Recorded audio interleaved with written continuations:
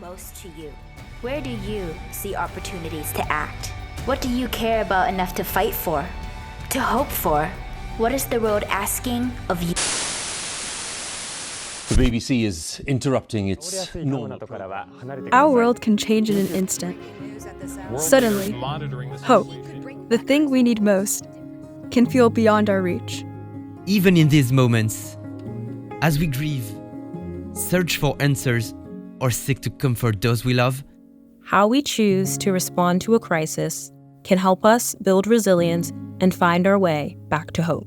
Changes begin with us ourselves. We all have, I think, our own particularities, our own place, which means what you're going to do is different from him, your brother, your sister. So I think we have to trust the inner voice and find what really makes you feel you can provide or contribute best, and trust that. Seek out the spaces where you've found support before. Lean on the people who you trust.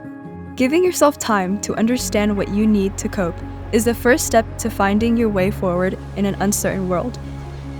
Everyone tells you you should be your own strength, be your own light, don't rely on anyone else, but sometimes all of our strength is spent on fighting ourselves. Hurt people do hurt people, but I also like to believe that there has to be a counter to that healed people heal people.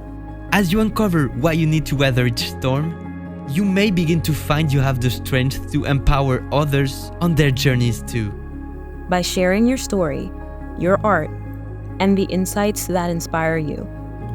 When we see that first light in the morning time, when we've been through all of the darkness, but there's also the stories and teachings of the stars, and that little bit of light that's up there, that's traveling so many millions of miles.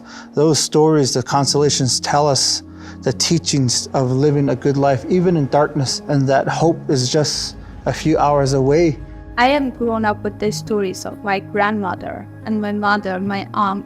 They have gone through very hard circumstances, but their stories has become a resilience for me. Resilience is more than self-preservation. It is a self-awareness that empowers us to empathize, ask questions, and search for connections that will help us and our communities respond to the challenges ahead. Every single person in a complex system may be able to make just a tiny change that gets multiplied by the rest of the system. Anything you do can become a powerful, transformative moment for someone. I wouldn't be standing here in front of you today had I not been surrounded by people who kept me going. And the resilience that I want to convey to you today is not something that I built myself. It's something that you can draw from the people around you. With so much uncertainty and so much at stake, life can feel overwhelming. It can feel unfair.